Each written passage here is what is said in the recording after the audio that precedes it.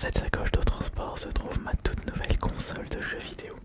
Une console que je ne possédais pas, et il s'agit de la console la plus récente au moment où je tourne cette vidéo, en février 2023. Puisqu'en effet, la Nintendo Switch était sortie en mars 2017, la PS5 et la Xbox Series en novembre 2020. Et celle-là, elle est sortie en février 2022. Elle a à peine un an.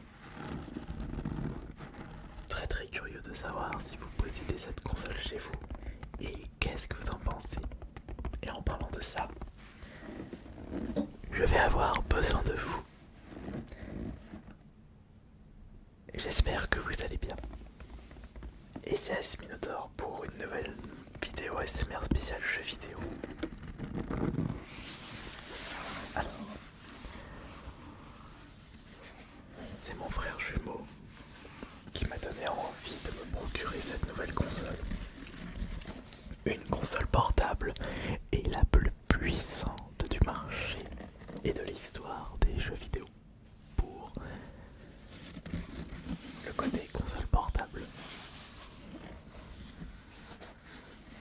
la Switch par rapport à elle, elle fait pas le figure. Elle n'arrive même pas à atteindre la cheville des performances de ce Steam Deck.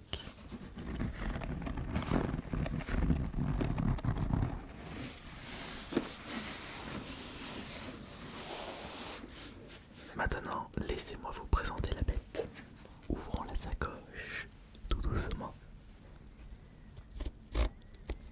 J'ai payé cette console 549 €. C'est le deuxième modèle avec une mémoire interne de 256 Go.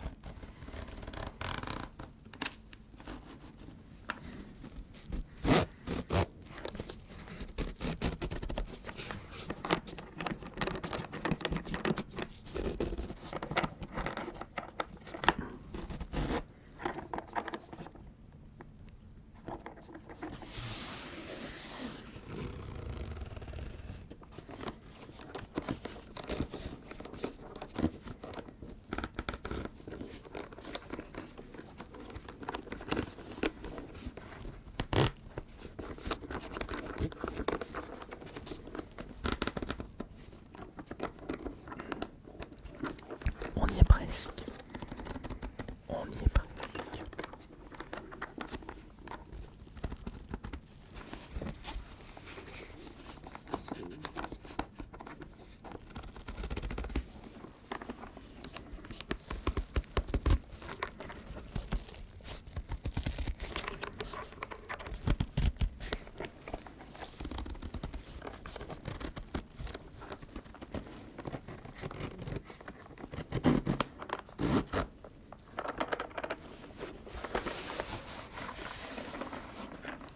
Ouvrons ça doucement.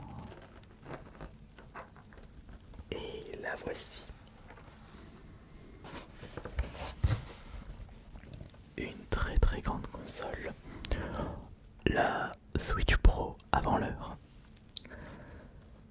Et j'insiste à dire sur le fait que Nintendo devrait penser à se mettre un petit peu à jour concernant les performances de sa Switch, puisque Steam a produit quelque chose de surpuissant et portable en même temps. Oui, c'est vrai que ce n'est pas la priorité de Nintendo. Et puis, en y repensant, ils n'ont pas besoin de proposer des machines surpuissantes. C'est fini l'époque où ils étaient sur le marché de la performance. Leur dernière console, c'était justement la GameCube, qui dépassait les performances de la PS2, mais elle était moins puissante que la Xbox. Et par contre la Wii, la console suivante, alors là la Wii par rapport à la PS3, la 360, c'était vraiment elle était à la rue. Mais ça l'a pas empêché d'être la console de cette génération la plus vendue. Et ouais, Nintendo, ils ont gagné de ce côté-là.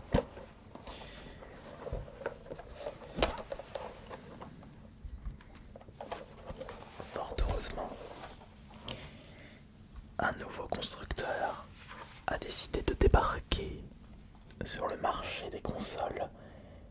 C'est bien entendu Steam. Je veux dire Valve, la société derrière Steam. Et voici le Steam Deck. Une très chouette console que je valide à 100%. Enfin 100%. Je la valide déjà, je valide sa qualité et le prix proposé. Pourquoi j'ai acheté cette console, vous allez me demander. On n'achète pas des consoles dans le vent, il y a toujours une raison. Pour ce Steam Deck, je ne voulais pas l'acheter uniquement pour la collection. Je l'ai acheté avant tout pour m'intéresser un peu plus à la scène indé. C'est-à-dire des jeux sortis malheureusement en démat pour la majorité d'entre elles. Enfin la majorité d'entre eux. Et des jeux que l'on peut trouver pour une bouchée de pain sur Steam avec des entreprises de revente de clés comme Instant Gaming, Kingwoo et d'autres.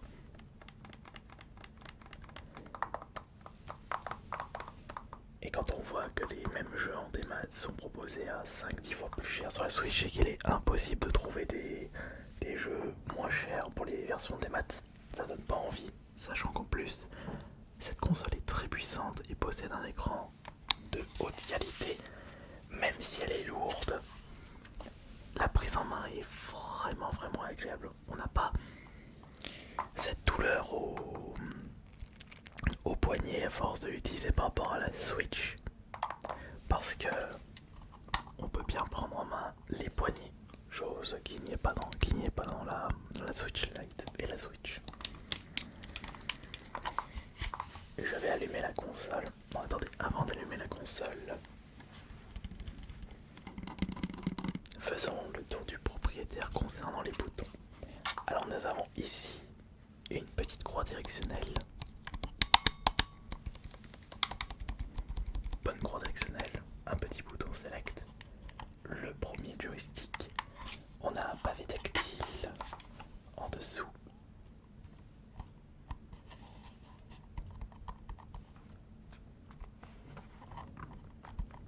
Le bouton Steam.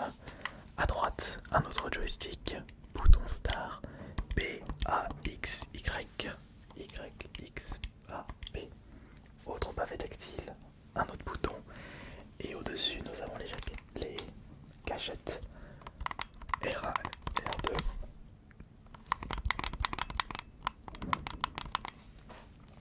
L1, L2.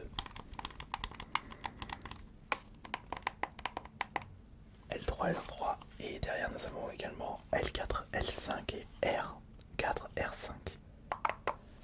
Afin de paramétrer d'autres boutons quand on joue à certains jeux. Valve ont pensé à tout pour leur première console portable. Déjà que la Switch avait mis complètement au placard la PS Vita, c'est le Steam Deck, mais la Switch au placard. Enfin, ce qui sauve la Switch par rapport au Steam Deck, ce sont les exclusivités Nintendo. Mais c'est tout. À choisir pour des jeux sortis sur les deux consoles, autant les prendre sur le Steam Deck et pour moins cher, en version dématérielle évidemment. Et c'est bien simple, sachant que je suis collectionneur de jeux vidéo. Il est hors de question de mettre un prix élevé pour un jeu en démat. C'est pour cela que j'achèterai uniquement des jeux trouvables à 3, 4, moins de 5 euros. Je peux me permettre quelques exceptions, comme par exemple Slave Spire. D'ailleurs, allumons la console et écoutez ce bruit relaxant lorsque je démarre celle-ci.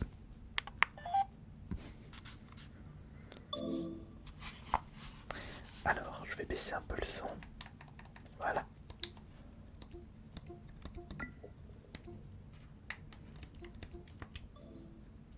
Voilà. Alors, je vais vous présenter mon profil. Si justement vous désirez me suivre, de toute façon je vous ai mis le lien dans la description si vous désirez suivre mon profil Steam et voir à quoi je joue et à quelle durée. Donc mon profil c'est Astérion avec l'icône de Rouge veut pas tant Sonic Prime.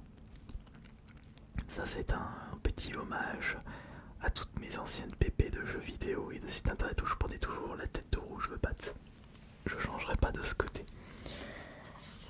Par exemple, j'ai joué à quoi récemment? Je suis niveau 5, j'ai joué à Slay the Spire, j'ai joué à Monster Train.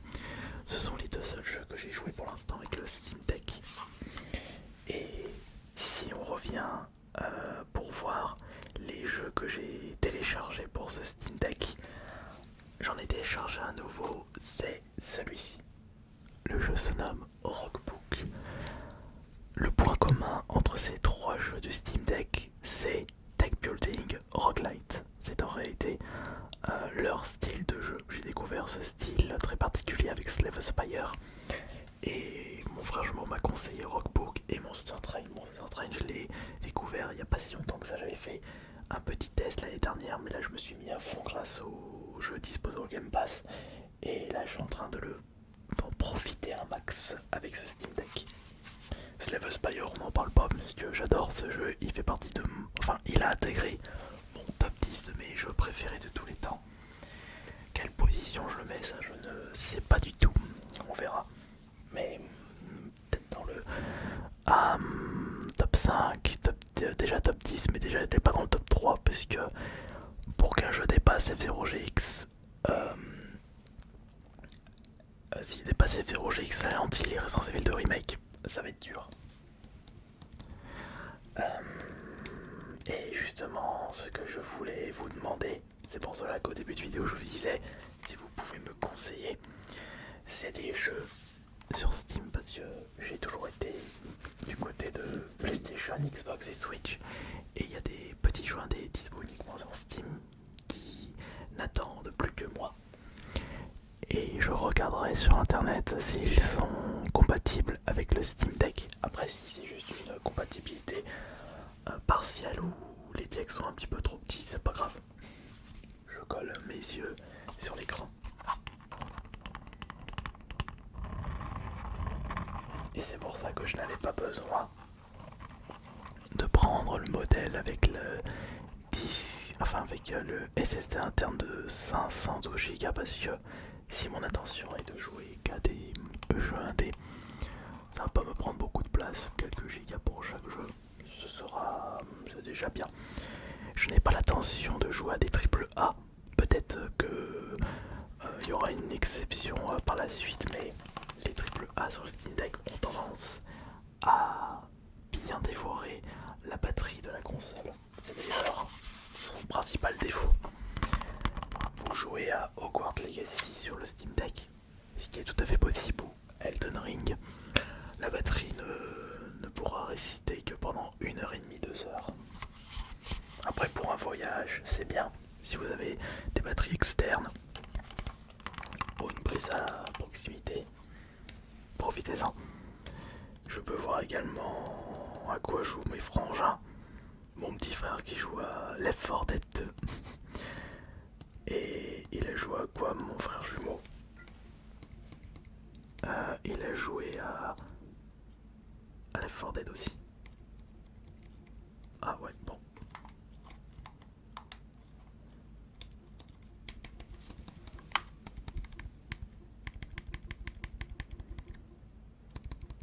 C'est vrai que il y a des jeux que j'aimerais absolument qui soient compatibles avec le Steam Deck pour pouvoir les refaire. Je prends par exemple Tormented Souls. Celui-là il est vraiment mais vraiment classe. Qu'est-ce que j'ai dans les jeux? Donc j'ai pas le problème de Civilization, c'est que c'est un jeu qui se joue pas avec la manette. C'est dommage parce que Civilization, avec les joysticks et les boutons, c'est tout à fait possible parce que j'avais découvert Civilization 6 avec la version console, donc c'est possible. Là, on est obligé d'utiliser l'écran tactile et j'ai pas envie d'abîmer l'écran. Je suis encore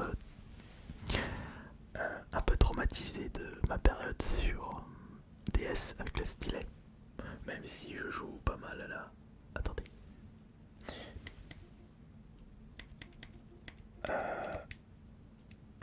Je suis en train de voir s'il y a un jeu dispo.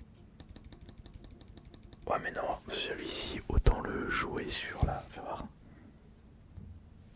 Ah, comment ça rend si j'utilise le pavé tactile?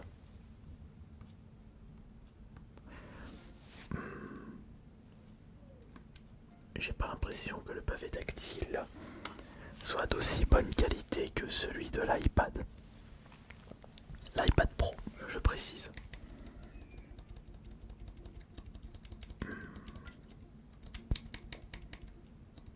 Là, je vois qu'il y a des tendances dans les jeux. Mais acheter un free-to-play... Oh non, pas un free-to-play. Un free-to-play, c'est gratuit, oui. Mais acheter un triple A en démat à 60 €, ça fait un peu mal. Après, je suis sûr qu'on peut les trouver nettement. Oh, ah, tiens, je voulais voir les jeux compatibles avec le Steam Deck. Qu'est-ce qu'il me propose? Je vais aller dans le magasin et voir. Normalement, il y a... Voilà, parfait pour le Steam Deck. Voilà. Et là, il y a plein de petits jeux et il y a tellement de trucs à faire. Dying Light, Elden Ring, Dead Space. Ouais, mais non, mais ça, c'est des... Moi, je veux des petits jeux indés. Pas des jeux que j'ai fait sur... que je peux faire sur la PS5. Ah tiens, Hades. Oh, Vampire Survivor. Darkest Donjon. Disco Elysium. Enter the Gungeon. Il n'y a pas le deuxième, Exit the Gungeon. Oh, Cult of Olympus aussi, il est compatible avec le Steam Deck. Mais c'est qu'il y a... Il y a des super jeux. Je vais voir les promotions du coup.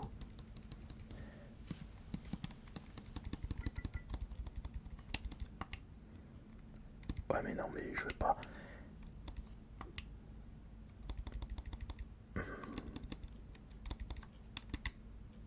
Brotato. Brotato c'est quoi ça, Brotato? Action roguelike. Brotato, j'ai l'impression que c'est un jeu du même style que Vampire Survivor. Ouais.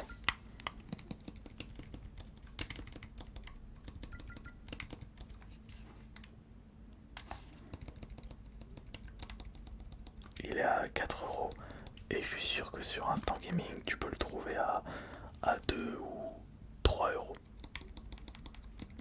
Je regarde les Vampire Survivor, oui, celui-là je l'ai vu. Lust Theory, Football Manager, Spellforce, Conquest, il y a plein de jeux, mais merde, celui-là il est pas en français. Oh, le jeu de fou. Hein. Faudrait que je trouve les deck building là-dedans. Ah. Et on l'éteint.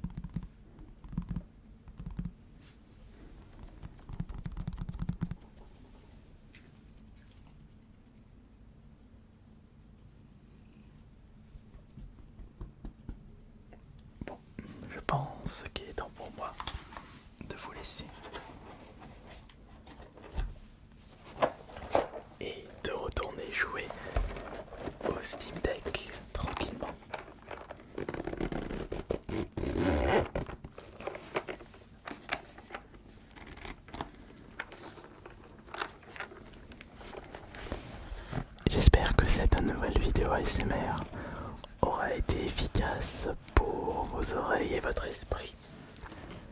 Merci beaucoup, comme d'habitude, d'être toujours autant et présente sur cette chaîne.